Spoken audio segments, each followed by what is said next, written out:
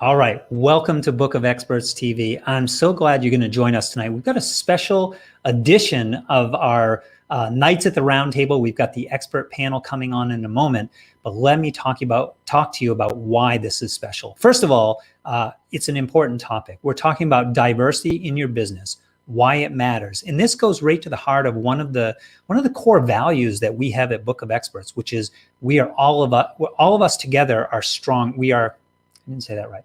Where all of us together are stronger for being together that way. But in order to do that, you've got to have all the voices at the table, including some of those that have been underrepresented in the past. That's the topic that we're going to be talking about today. And we're going to be inviting a new co-host. I'll introduce you in just a moment. A new co-host coming on to share in this conversation so we can take it to an even deeper level. Time for Book of Experts TV. Topics you love. Experts you trust.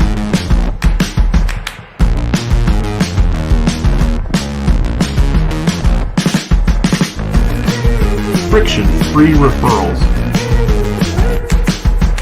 Tried, Tested, Trusted. This is Book of Experts, brought to you by salesman.me. All right, so let me bring in, let's do this. There we go. We're going to go full screen. Camille Talicia, welcome to Book of Experts as our first official co-host of our events. I've been doing this for several months, and I'm so excited to have you come on. Folks, if you do not know Camille, let me give you a little bit of background about her, and she'll be introducing our experts in just a moment. But Camille is a member of the Book of Experts team. She heads up our recruiting efforts. She has an MBA. She does her own coaching, but she's also a strong woman of color. And that was one of the most important things as we were talking about this topic. I wanted to have Camille come in to host here and bring this discussion in the many different angles that we can talk about. I love the questions that she's prepared, and we have a rock star panel of experts to hear from. So with that, without further ado, I'm going to get out of the way and let you take the controls, Camille. Amazing. Thank you so much, Tobin, and greetings everyone here on the Book of Experts family. I am really grateful to have been asked and invited to be a part of the Book of Experts TV, and I'm really excited that this topic, diversity and inclusion, is my intro topic into Book of Experts, and we have a really great panel of diverse women, yes, powerhouse women all across this show today, who are going to be joining us. We have Silvia Li, who is the Chief Growth Officer at Alteeza Advisory Group. She is a certified Sandler sales system trainer, and she also serves as a diversity and inclusion advisor on a number of client teams. In Q3, Silvia co-launched a service using the science of goal-oriented play to help teams build inclusive habits that drive innovation and creativity. So I love that. Oh my God. That's so cool. So welcome, Silvia. Our next panelist is Shannon Selby. And Elijah is a coach. I believe she works with women, and she supports them, and get this, guys, with dismantling the internalized paradigms of the patriarchy so that women can stand in their power and create meaningful change. Are girls running the world? Yes, we are. Okay. Welcome, Elijah. And then finally, I'm super excited to also introduce Darnyelle Jervey Harmon, who, she doesn't know this, but I am like a low-key fan. I've seen her in other spaces before. I've heard her talk at conferences. So I'm excited to actually be engaging with her today. And Darnyelle is the CEO, and she is a certified business coach with Incredible One Enterprises. She is a member of the National Speakers Association, right? Because I just said I heard her speak, guys, right?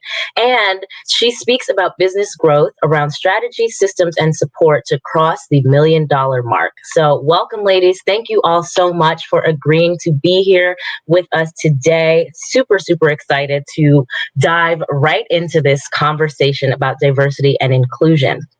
So the first thing I want to do, I found a little blurb about valuing diversity that I want to read that will just kind of set the tone for our audience today. And it says that valuing diversity is recognizing and welcoming factors that separate or distinguish one person from another. It also means being aware of similarities and differences among people and their cultures. In valuing diversity, one must be willing to accept that differences are okay and learn to value one's own uniqueness and specialness. So that is what we're talking about today, because the reality is that diversity, the first look is, of course, we look, racially and gender diversity, but there's so many other ways that diversity can show up in workspaces. So I want to go ahead and start off with Silvia and just ask you, how do you define diversity inside of a workspace? Like, what does that look like to you, and why is it important? Yeah, thank you so much, Camille. For me, diversity can mean a lot of different things. And I think one of the most overlooked aspects of diversity is diversity of thought. So in a lot of scenarios where we're trying to make decisions, we tend to want to find people who agree with us. And there has been a string of very high profile situations in which that kind of herd mentality, that collective groupthink led to some pretty disastrous results. So for me, the opposite of that, which is to embrace diversity of opinions and thoughts and pathways to decisions, are what help us as business owners, business leaders, and professionals grow, and frankly, just make better decisions that serve those of us around us and those in our communities. Absolutely. Thank you. I hope I'm still being heard. Yeah, absolutely, Silvia. I agree, because, like the more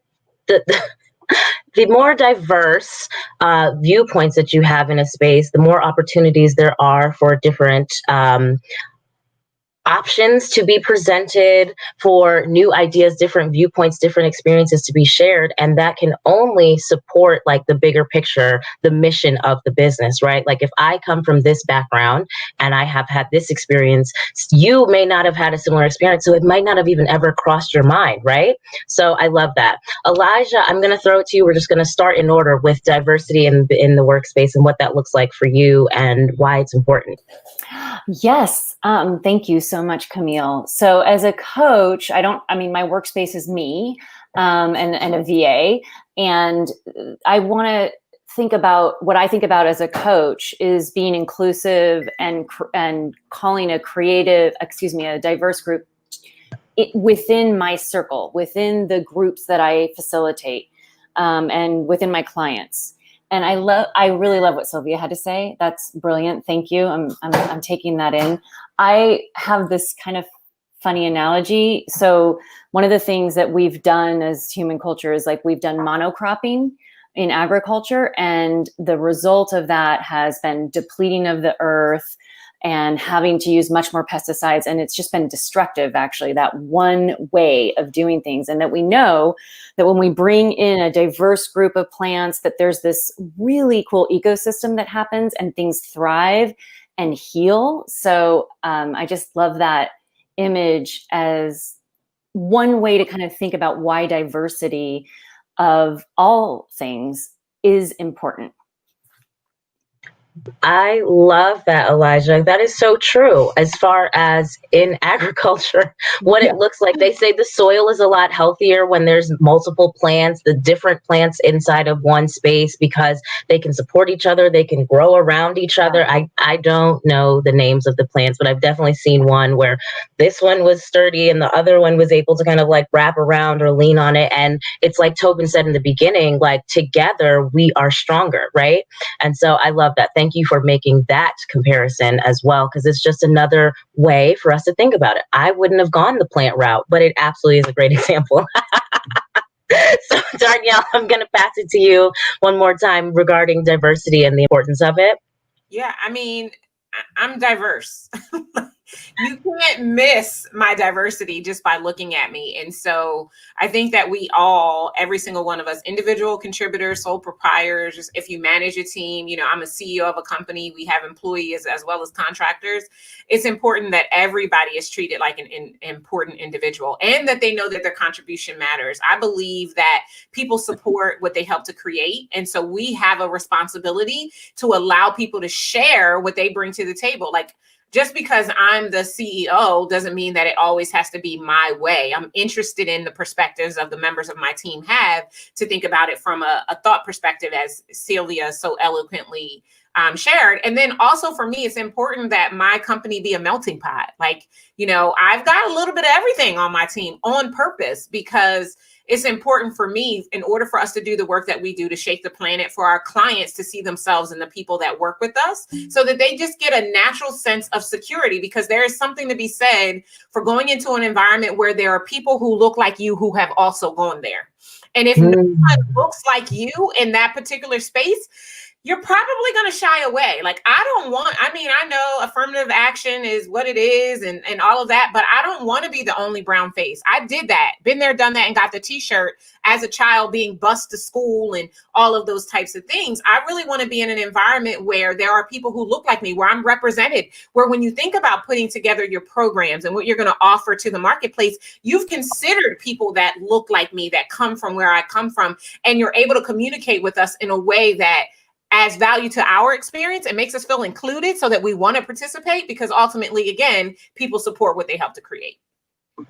Absolutely, absolutely. And I absolutely know what it feels like to be one of the only brown faces in a predominantly white space. And it definitely is a challenge. And it's one of those things that when you go into corporate America, it's less, you kind of are over it after a while. You're like, okay, this was great, but I would also like to see more people like me, because now I'm not fighting alone. Like, I don't have to hold space for myself alone. And so I really love that. Yeah, Caitlin, symbiotic ecosystems require diversity. Absolutely. So one of the things, Elijah, you mentioned how you are a solopreneur, and then Darnyelle, you were kind of giving the comparison with you having your company. And so I would love to know, Elijah first, and then Darnyelle, your thoughts on and tips that we could provide for solopreneurs, right? People who work pretty much by themselves. Maybe they have one person that they contract with. What are some ways outside of their actual team members that they can be more inclusive and diverse in their business? What do you feel like that looks like? And Elijah, I'll kick it to you first. Thank you so much. So coming from the perspective of a coach, and and also as a white person, I think my main task is to educate myself, first of all. And I think that that's frankly a lifelong thing. So I think everybody should be committed, if there's any white people on this call, to educating yourself constantly.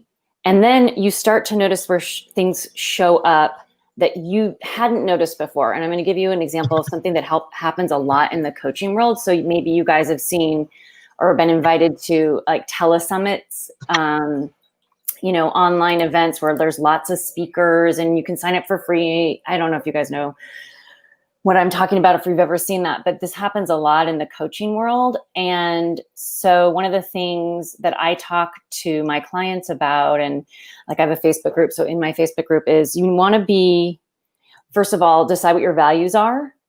And don't be afraid to be political in your work, because that doesn't really serve anybody. Like, what are your values? So if you value diversity and inclusion, if you get asked to speak on a telesummit, and please ask them what are they doing to be inclusive and diverse? What actions are they taking? How many people of color have they asked to speak? Like, a lot of times you'll hear like, oh, I've asked X amount, like 50 white people and 5 Black people, for example. These are real examples. This has happened. And it's like, no, you got to bump that up, and then be committed to not joining a telesummit if it's not a diverse group, or if people aren't taking action around that. And be willing to have that conversation in a kind way, because some people really might be the first time they're hearing of this. And they might be totally open to learning that. We don't know. And so speak up. That's one example. Yeah, I totally love that. And the other thing I heard you say that you didn't actually say is like what you're doing is holding them accountable, right? You're holding them to a higher standard to deliver to more people, to be a resource for a greater population of people. And at the end of the day, it only serves them. Like if you are leaving out one major group of people, or like multiple major groups of people, you are leaving money on the table, period. And that's another conversation we can have. Darnyelle, do you have any tips for a solopreneur and how they can be more diverse, or they can incorporate diversity and inclusion in their business, even though it's not on their team? Okay, so I don't know if my perspective is going to be liked, but I'm going to say it anyway because I'm going to speak my truth. I think that this is really not a conversation for Black people. I think this is a conversation for white people. And I hate to be all black and white about it, but let's just deal with the writing on the wall. Like, we never have to try to be diverse. We are, right? We just are, just by the sheer sense of being who we are. We are. And so I think that I agree 120% with everything that Elijah said, that there is an extreme responsibility and a measure of accountability that needs to be held to our white counterparts. I'm not going to get into, some of the things that I have seen people, in my community. And when I say, I mean the Black community as a whole, have shared over this whole Black Lives Matter and all of things that have erupted in our country. I'm not going to necessarily take it there, but I do agree with Elijah that I think that, as a Black person, it is not my responsibility to create an inclusive environment because I am the minority. But even though it's not my responsibility, I think it just makes sense. But it is so much easier for us. Like, I will never stand on a pedestal and say, I'm only working with Black people. And not that I think that white people do that either, but I think there's just this natural gravitational pull to the people who are like you. And so there's an opportunity for everyone to think about people outside of themselves. But I'm going to tell you that as a Black person, we're always thinking about the other races, and maybe not always in the most positive of ways, because sometimes, we're trying to get over the hurt that we feel because we were passed over for an opportunity sheerly because of the way that we look, without even understanding. Like, I once had someone say to me, listen, I run a 7-figure company. I take my clients to 7 figures. I am the GOAT. My clients call me the greatest of all times. And I once had someone say to me, a white person, oh, you're really good at this for a Black person. Like, it was a badge of honor for them to give me validation. But what I've realized and is that I'm not validated outside of myself. So they didn't hurt my feelings. They actually created an environment for me to see who they really were. But at the same time, they thought it was okay that they say that to me. And so I think that the responsibility, especially like myself, whenever I'm participating, if I'm asked to participate in a telesummit, to use Elijah's example, I do ask the question, who else is speaking? Now, I don't say what other Black people or what other people of color do you have speaking. I want to know who else is there, period. And when I see who else is there, if there is not one other person that looks like me, I'm like, nah, I don't need it. Like, I don't need to do free things in order to make money. Like, I'm a businesswoman. I understand business. And I think that people think that they're doing us a favor by inviting us to the table when they're actually doing themselves a disservice by not inviting us, because we're not the best because we're the Black. We are the best, period.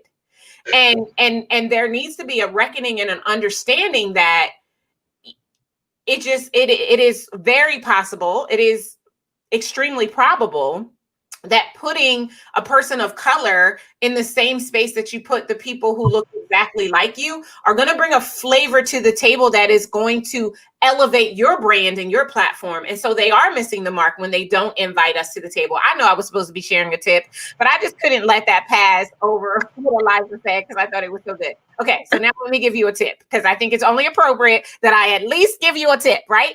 So from a tip perspective, I think that what we have to do is we need to, and this is just across the board. Like, in my company, I've got Filipino, I've got Asian, I have white, I have Black, I have Hispanic.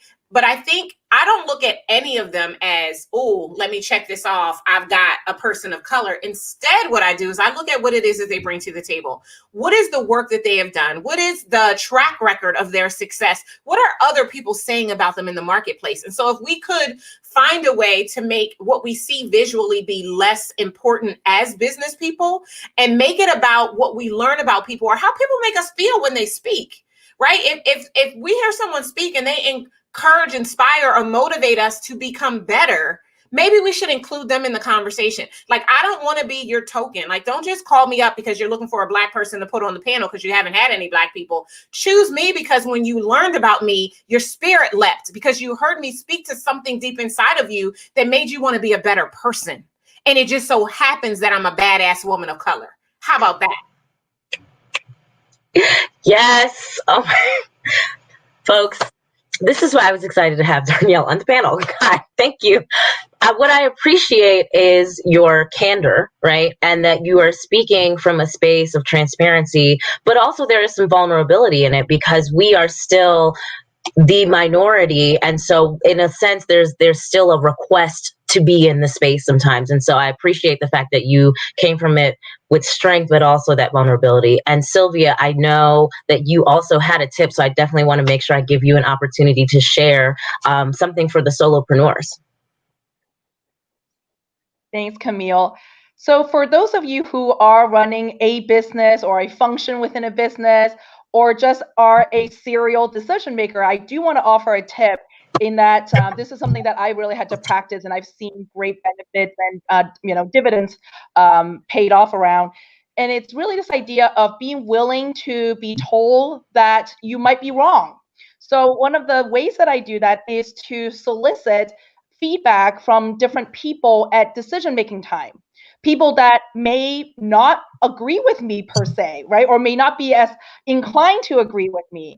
And I even at times invited friends to be my, devil's advocate or chief contrarian, some might call it, to go poke holes in this thing. I want to know that there are, and I know that there are different perspectives, and I want to know what those are, and to expand that vision, that field of vision that I have of what is out there that can influence my decision. So I'm going to bring it to that micro of a level to go, the next time you're about to make a decision of some kind, be it a hiring decision, an investment decision, something that can have long tail impacts on your business or on your team, definitely incorporate a couple perspectives that might initially be really uncomfortable for you. Because, let's be frank, no one likes to be told that they're wrong. Nobody likes to be told that they don't know anything. But that's not what you're doing here. That what you're doing here is actually inviting those diverse perspectives to help you fill those gaps and holes that we ourselves individually, frankly, can't all fill. So again, think of maybe one or two different people that you normally don't go to for advice or for suggestions or feedback, and just welcome that kind of feedback, candor, even for someone to go, let's slow down and really think about this together. Or let me offer a perspective from a completely different side of the spectrum.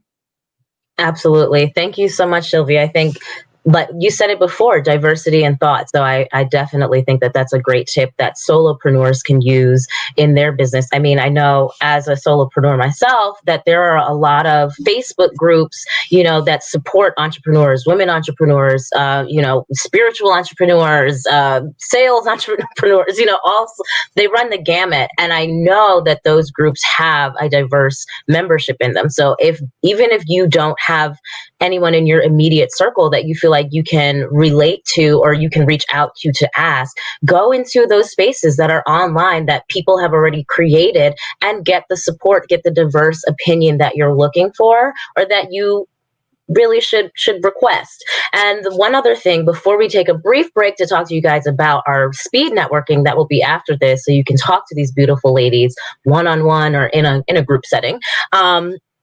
I just want to add another tip for solopreneurs on the just very surface high level, right? Look at your marketing material. I had a conversation with some friends of mine who are also white who asked me a similar question a few months ago. And I was saying, what are the images that you're using on your public facing material? Like, are you just using women who look like you, or are you using women who look like me, who look like Silvia, who, you know, run the gamut of diversity? Because the message that you're putting out with even just the images that you're using say, this is a space for these people. And so then it takes somebody like me an extra step to go, and I have to do extra research to say, oh, well, is it a space for me as well? Will I feel safe in this space? So even just by changing or adding to the marketing material, your online presence, any of your media, to put more diversity in there. And I don't just mean a Black person and a white person, an Asian person, different women. If it's a bunch of men, add women in the space. You can put able-bodied and physically challenged people in there as well. The diversity runs the gamut. So if you have a space that is open and available and you want to be a resource to all of these people, please make sure that you also are including that in the way that you are front facing to the world. Silvia, go ahead, and then we're going to take that quick break. Thank you, Camille. I love the fact that you mentioned marketing as a really good barometer to see how diverse are you. I'll share a quick example. So somebody recently asked me to look at their marketing materials, and so I was already working with their sales team, and it was just a natural overflow, if you will, into the marketing realm. And when I looked at the marketing material, what was really eye-catching was they were talking about age to an Asian American audience without recognizing what age and how much we revere it as a culture. And so they went kind of completely the opposite way of how my grandmother would want to be talked to as a senior citizen. And and I asked, like, how did this not come up at all? Right? Was there not a focus group? Was there any market research done? And they kind of all looked at each other, and it was a homogeneous team. So they were like, oops. So to your point, just something even that subtle, right? That notion of age or aging or old age, where in some cultures that's talked about in a much more revered way than perhaps in the Western culture, where we want youthfulness, we want to be active, and so on and so forth. So I just wanted to share that as a quick anecdote of, really your point, Camille, and how important it is to do a quick audit of, like, what are you actually talking about even in your external materials to potential clients and current clients. Absolutely. Thank you. And I totally forgot about age as well. So that is another great example of diversity, right? So folks, if you have been enjoying the panel so far and you are excited to connect with each of these experts on the panel, as well as the experts who are in the comment section who are watching live along with you, please head over to AirMeet and register for our virtual networking, which will take place right after this. The link should be in the comments of wherever you are watching this right now, because we are streaming on multiple platforms, guys. Technology is amazing. And so you can learn a little bit more about it. We have a video actually explaining what the speed networking, the virtual networking will look like. And we are going to get that to you right now so that you can join us later.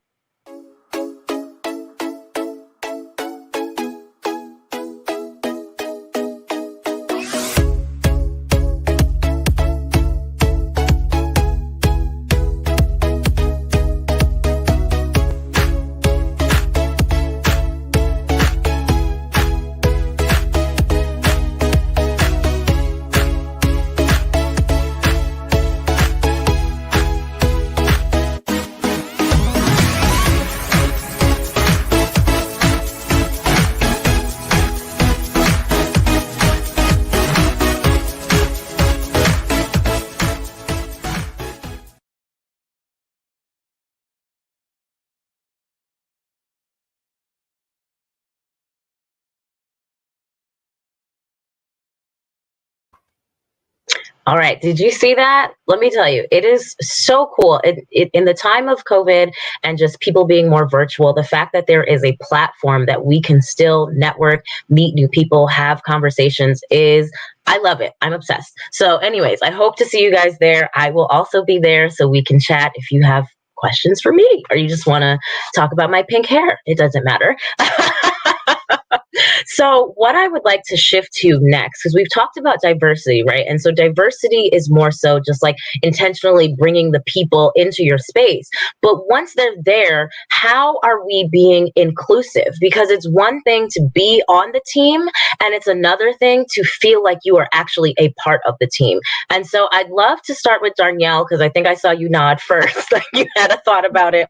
Talk to me about creating inclusivity on your team or just in a space in general, however you want to go with it. Yeah, I think, being inclusive is very, very important. And it could be as simple as just, when we're at our team meeting, getting everyone's perspective. If I throw a question out about something that I want us to do, or I'm really usually the big picture idea person, right? And so if I'm like, hey, I had this brilliant idea that we should do X, allowing everyone to participate and share their thoughts, their immediate thoughts and reactions, considerations, things that we need to take into account as we think through whether or not this is actually going to be a viable idea, getting everybody to share, opening up the forum for everybody to be able to share, I think is inclusivity. And when we do that, we let people know that they matter, right? I think about the Dr. Maya Angelou quote that is often quoted: people will forget what you said and they will forget what you did, but they will never forget how you made them feel. And that's what inclusivity is all about. If we can make them feel like they matter, like they're a part of the bigger picture, they're a part of the whole, as a team, they are going to show up more strongly for our brand, and they're going to help ourselves, our clients, our customers, our community at large, and anyone who has a vested interest in what we're doing, to know that the things that we are doing are making a difference for them. And so I think you do yourself a disservice if you have a diverse team or environment that isn't also inclusive. Like it should be two peas in the pod. It shouldn't be like, oh, well, I can cross this off because I've got a Black person and an Asian person and a white person, and I've got a man and a woman. But in I've done all of that, and everyone is contributing, and everybody's voice matters. And so I'm creating a space for everyone to be able to tell us what they think and add value to the idea. Absolutely. I love that. I really love that. How you're making people feel. And I love that Maya Angelou quote as well. I think about that a lot.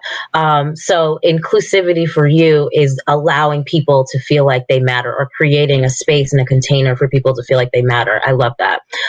Elijah, I'm going to throw it to you. What are your thoughts? How are you creating and cultivating inclusivity, or just how can other people who you are supporting create and cultivate inclusivity? Thank you so much for asking. I think I'm doing a couple of things. So number one, I'm talking about it. I am not shying away from having the conversation. I'm doing within my groups, within my newsletter, I talk about white privilege and what it is. And I also encourage everybody to, the number one thing, not be defensive, because that's a thing that happens. That when somebody tells you, when a person of color tells you this is how they experience something, I mean, particularly as a coach, if I have a client and my client tells me that they had this experience of, let's say, a day long of microaggressions or whatever, believe them. Like, I have had the experience where people have told me that they've shared these experiences and been dismissed or been, this term, spiritually bypassed, right? Like, well, what are you energetically doing to call this into your life, or that kind of thing? And it's not helpful. As coaches and also as humans, the number one thing we need to do when we're communicating with anybody is validate their experience. So notice when you're letting yourself get in the way of really hearing somebody. And I think that Elijah, did you say spiritually bypassed? Wow. Sorry. When you said that, I was like, now that is totally a thing, especially in the like personal development, love and light community. It's all about, yes, taking ownership for what you are creating in your life, but that doesn't change the fact that people are still doing things that are impacting you. And so I love the fact that you said, yeah, okay, you can take accountability for being a a co-creator in your life, but also still you are having this experience, and that is so important. And I also just want to highlight the thing you said about microaggressions and just kind of give a little information about that to those of you who aren't sure. But microaggressions are like little things that people say, especially people who are in the majority, that are lightly offensive to the people in the minority. Like, and I will give you an example for myself working in spaces where I'm told, oh, you're a little bit aggressive because I am in a leadership position and I'm holding my team or the people who I'm supporting accountable, but they are saying, but because I'm a Black woman, I'm not allowed to be angry. I'm not allowed to be firm. I'm not allowed to have any sort of emotion behind what I'm saying. And so the response is, oh, you're aggressive, versus, oh, you're an amazing leader. Thank you for holding the team to a higher standard, because we're all trying to excel and exceed. And so that's one example of what a microaggression can look like, but they happen. And I would just offer to white people in the majority to be very mindful of how sometimes you are communicating with your team, especially your diverse staff, and the things that you're saying, because we feel it and we pick up on it, and it's a real thing, and it creates a breakdown in whatever inclusivity you thought that you were creating in your space. And so thank you, Elijah, for just highlighting that. Silvia, do you have a thought? Would you like to share about how you are creating inclusivity, or just what that looks like for you? I have several thoughts, actually. So thank you for opening the space for me to share some of those. So, the first thing I want to mention about inclusivity is that it really comes down to how we show up in the micro moments with somebody as we interact with them. So I always talk about how, right, if I were just sitting here, right, without any stimulus, I wouldn't per se think that I was being excluded or included. Now, if someone were to interact with me in a conversation and then they demonstrate body language that might indicate that I'm an outsider, or they might say certain things that would suggest that they do see me as an outsider, then we start to have a problem. So I always talk about how when we think about inclusion and how we practice inclusion, it really comes down to those moments when we do show up into entering into a space with somebody else. In more realistic terms, or in more operational terms, if I may. So think about how we interact with one another in business meetings even. So most of the time in corporate meetings, one or two people dominate the whole hour when there's 17 other people sitting around, usually. And so even in that moment of, right, just again, a seemingly innocuous setting, we see the lack of inclusion happening. When one or two people, they're just sharing and talking back and forth, and the rest of the group just sits there without any opportunity to shine, or when they do speak up, they're met with criticism or some negative body gesture, kind of like, who do you think you are to speak? So I really encourage all of us to think about, how are we showing up in those moments when we are interacting with somebody else? And one of the easiest ways to counterbalance, in terms of that dominance that we see in meetings, is to set up some parameters ahead of time to go, in a 60-minute meeting, we want to hear from at least half the people. So how do we do that? Hopefully it's more than half. Hopefully there's opportunity for everybody. But if that's not possible, then at least set a goal to literally include people and their voices in that meeting. And I'll also expand upon that by saying, we as leaders, we are all leaders here. We as leaders, there are those people who are looking to us to role model what is a welcoming gesture to somebody who is from, maybe from the outside, in terms of they're coming in from an external firm. They may be coming in from another team. They may just be a visiting trainer, like I am a lot of times. And how the leader demonstrates that behavior of welcoming or not welcoming is really critical. And a lot of times we don't think about it because we're short on time.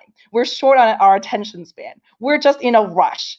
So, I don't want to say that everybody wants to be inclusive per se, or that everybody knows how to be. I think it's probably safer to say that very few people wake up in the day and go, I'm going to be excluding somebody today. Yet we do these little things that suggest otherwise. And so, we as leaders, like, for example, I was invited to join a group call, or a team call rather, in two different scenarios. So as a consultant, I get to see all kinds of teams, all the different ways people do things, all the ways things happen across different companies. So team A, I was invited to join, as I was for team B. Same reason, almost same makeup of team, not a lot of differences in size, but team A's leader, as soon as I spoke, would put a kibosh on it and would be like, you're the outsider, you're new, you don't know what you're talking about. So what did the rest of the people say? They dismissed what I had to say. Right? They had a lot of suspicion and doubt about me as a result. Team B, inversely, had a leader who, when I asked, could you catch me up to speed so I can be a meaningful contributor, stopped right away and said, what a great opportunity to catch somebody up so that they can contribute. They can be adding to our discussion. So he took the time to explain what has been going on. And then from there on, everybody role modeled that. So somebody would pause whenever they use jargon that would be specific to them and would explain kindly and patiently, Sylvia, this is what we mean. So in your world, it would mean that. Fabulous. Okay, now I get it, right? So I am included in the conversation by way of just understanding the technical aspect of what was going on. Then the next after that, somebody paused to say, thank you so much for speaking up as the newbie or as the outsider. We don't mean to call you out like that, but it really is nice to hear a fresh perspective. And I think that likely would have happened behind closed doors between this person and me, but because the leader role model what it looked like to include and welcome somebody who is not part of the team normally, that triggered a number of really positive, inclusive behaviors. So I just want to really break it down to say that, right, there is sort of the big inclusion, right? But then there's the little inclusion in that there are these everyday things, everyday occasions through which we need to hold up a mirror, and because of which we need to hold ourselves accountable. Absolutely, absolutely. And one of the things when you were sharing, especially about the leadership aspect of it, it's like that is the epitome, what was it, Team B? The epitome of leading from the front, right? As above, so below. I'm setting the bar here. I'm setting the standard here. I'm setting the example. And you can either get on board or you can be the outsider. And it's not going to be the person that I'm bringing in who is, creating the diversity, and we're going to be inclusive. So I really love that. And I think that that's a great example and a great tip, really, that any leader can take today. If you take nothing else from this, if you want to be inclusive and you want to be diverse, be inclusive and be diverse. Be the example, be the leader of your team, even if you aren't even the top leader. It's sometimes all it takes is that one person to shift the energy in the space where everybody is like standoffish or not really saying anything or questioning. And that one person be like, hey, I want to include this person. Let me set the standard. And now everybody's like, oh, okay, the bar has been raised. The vibration is raised, let's rise to that instead of staying down here being not about our stuff. Okay. So this has been a great conversation, and we could talk about all of the things for the rest of the evening, right? However, we do need to move over so everybody can chat with you guys. And so I would like to request that each of you just give us one brief tip on how somebody who does not have a really great diversity amongst their immediate circle, just one thing that they can do to start expanding their reach, their perspective, their influence, their circle of influence, however it is. And Darnyelle, you're unmuted first, so I will shift to you. I don't know if that was intentional, but hey. Well, I just knew eventually you were going to ask me. So I would say, how do I want to say this? I don't want it to be forced or contrived, because then that means it's not really natural and it's not what you really intend to do. So I would say the first step would be opening your mind up to the realm and possibility that people that don't look like you, act like you, sound like you can be just as good as you.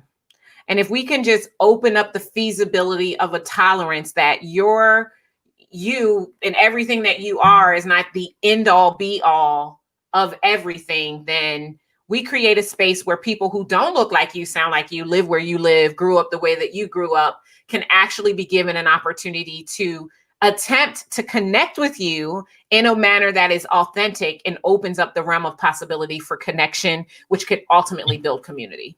I love just that. open your Thank you mind. so much. Elijah, I'm going to shoot over to you. One tip for just expanding your circle. Yeah, and I love what Darnyelle just said. And just to, I feel like add to that, opening your mind. So a very coachy thing is transformation takes place when we're curious. We can't be in transformation when we have judgment. So when you notice yourself being judgmental, either of yourself or others or the system or whatever it is, just get curious. And the second thing I would say, and I said this earlier, continue to educate yourself. And I think a really, really, really, really great starting point is the book. So You Want to Talk About Race. And I highly recommend it. And it's a good, beautiful. Thank you. Excuse me. Thank you, Elijah. Sylvia, you're up. Yeah. Thank you. My one tip is stop making assumptions and ask the other person for their side of the story. So something as simple as, I would love to hear your side of the story instead of the version that I'm telling myself about you. Yes, I love that. Thank you.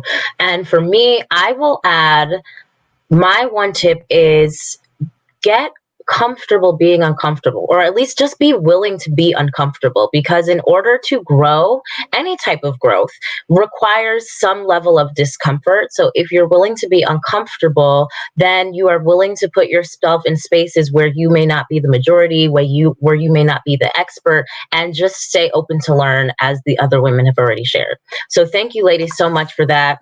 We are going to move to, I believe, people's favorite part of the show, where you get the expert's pick of the week, right? So what is the thing that is, I don't know, lighting you up, that excites you, that you just can't put down, let go of this week, that is like super interesting to you? And Elijah, I'll start with you. Thank you, Camille. So I have a son. I have a 9-year-old son that I'm raising, talking about the patriarchy and feminism and racism and anti-racism. So I recommend, for any of you that have kids out there, there's this great company called A Kid's Book About. And they have all sorts of things that are worth checking out: anxiety, fear, bullying, all these things. But they have 2 great books that are around this topic: A Kid's Book About Racism and A Kid's Book About White Privilege. And I highly recommend them. Awesome. Thank you, Elijah. Sylvia. I recommend for this week this little handy dandy thing called the 5-minute journal. So a lot of what I've talked about today is about holding up that mirror for ourselves and for those around us who do want to positively change and affect that positive change around us. And so I'm a writer by heart and love journaling, yet I just have been so busy with various projects and initiatives that I kind of fell off the bandwagon, if you could call it that. So this book has helped me get back into it. And I like that it's, very well laid out in terms of the sections that it's going to ask you to dive into. And it only takes 5 minutes for each section. So definitely highly recommend it for those of you who want to, again, have that mirror held up. And you want to do it in sort of a self, driven way, yet you don't have a lot of time, then this is the tool for you. Beautiful. Thanks, Sylvia. Darnyelle. Okay, so y'all's tools are really, really deep. Mine is probably more surface. So I am in love with Jotform. I love Jotform. We've been using it for several years, but they just had a special on Black Friday, and I upgraded and got all of these additional things. We're streamlining all of our onboarding for our clients and making it easy to be able to communicate with them and review the work and various things that they have. So Jotform is my pick of the week. Perfect. Thank you so much, Darnyelle. And for me, my pick of the week this week is this app that is, unfortunately, it's only iPhone available right now, but it's called Clubhouse. And it is like a digital social social networking platform where it's all audio based and people are just having conversations. I've had many conversations. You can start rooms on topics. You can just jump in and listen to people's. It's like live podcasting / the chat rooms of our youth, but in real time, where everybody's having really amazing conversations. It's invite only right now, but jump on the wait list. Somebody you know is on there and will wave you in. It's so cool. Clubhouse. I'm obsessed right now. So that is my pick of the week. And so, folks, ladies, again, thank you so much for being here today.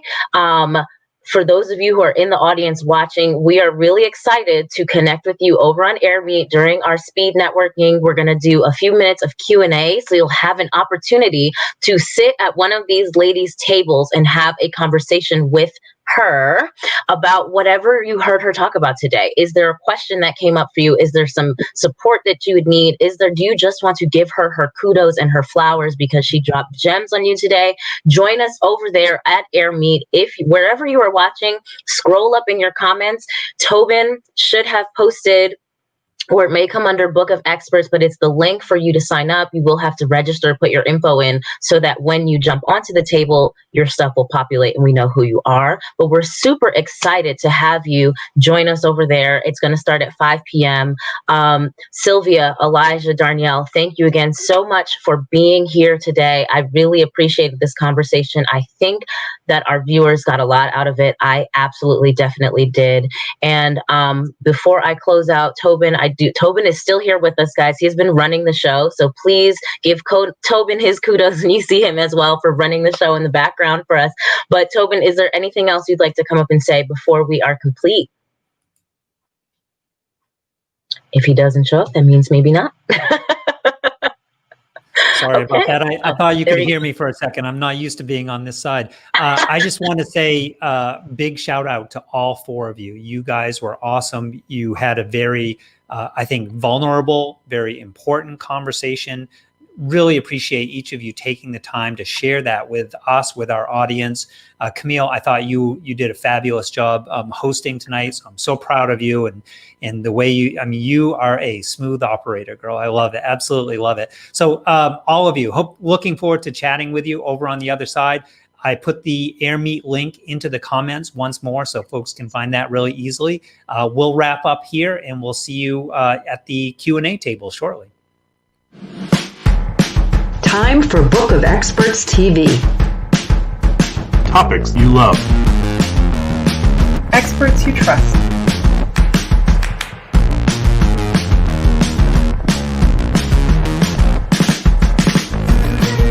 Friction-free referrals.